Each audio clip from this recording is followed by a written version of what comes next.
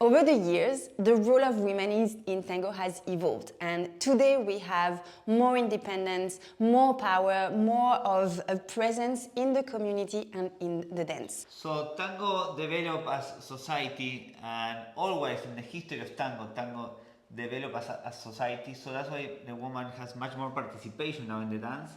And as a consequence of that, the woman start walking more forward. No? You know, traditionally the woman used to walk only backwards, and the leader and the men walking forward.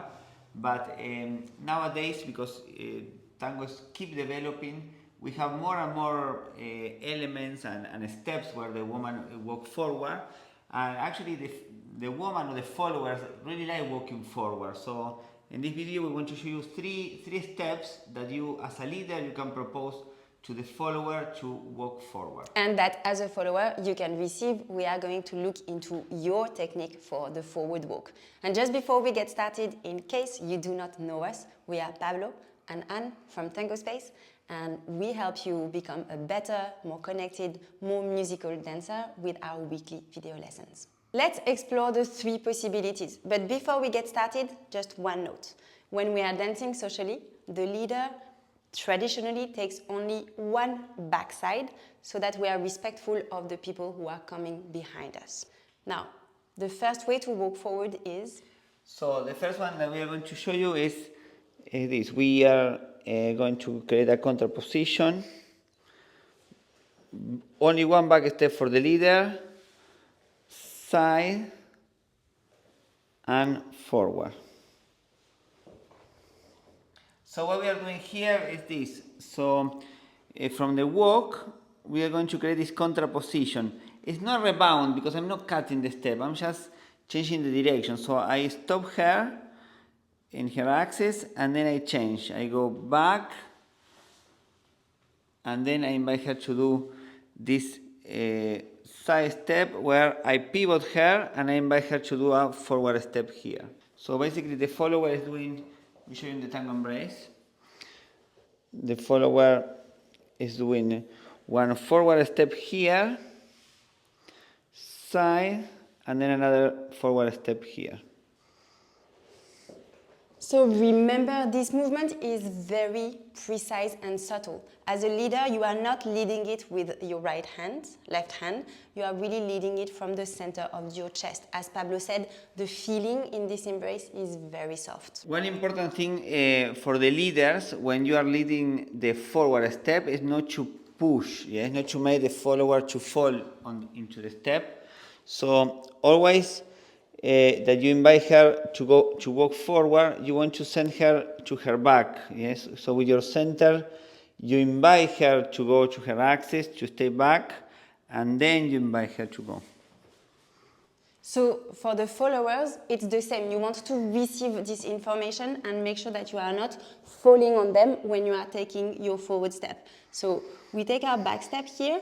Make sure that you are not sitting on your hips, or that you are not here. Really position your hips below your shoulder. And you want to receive this information that he wants to first bring you back to go forward. So you go back, you feel his or her hand against your back, and then with this idea that your back is going there, your body goes forward. So you stay here instead of going here. So you stay really straight. Forward, forward, side, and then a very, very small forward step. Make sure that you are keeping your center towards the leader of the chest of the leader, and pivot and resolve in front of them. Now, in option number 2, the follower does 2 forward steps around the axis of the leader, and I love this movement. It feels amazing. So it's a very interesting way to do this because as a leader, I'm keeping my axis, but I'm making her to walk.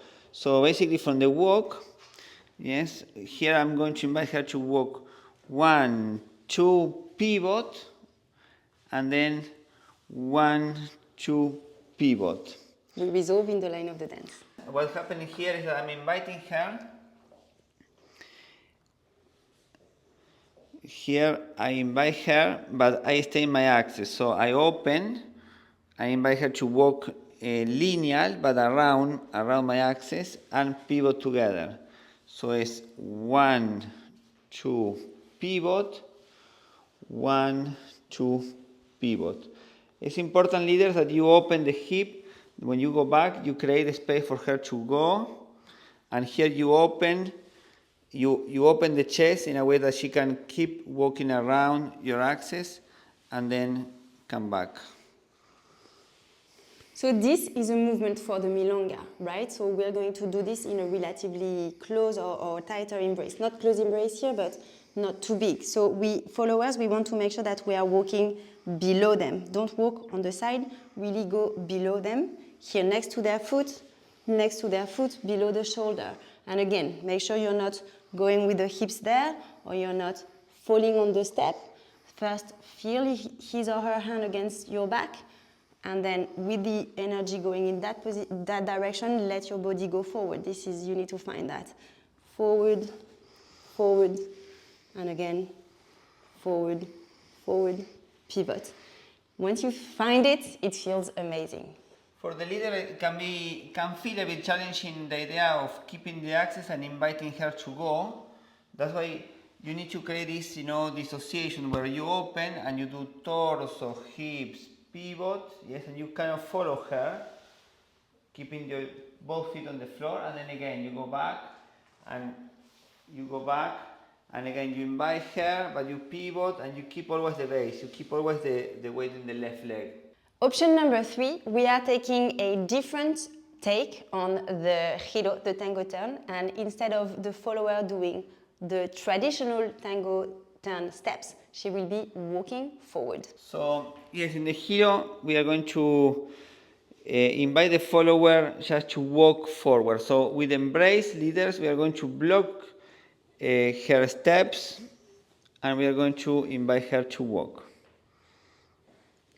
So, the leading is different because in the giro, we are just opening our chest, yes? We are opening and letting the follower to do the pattern, yes?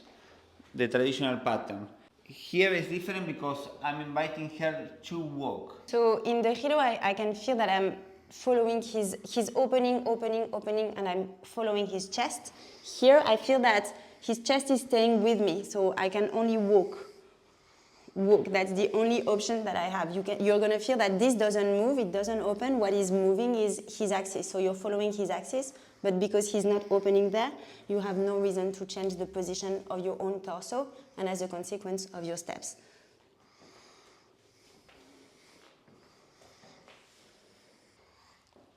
Now we show you all 3 movements with tango music.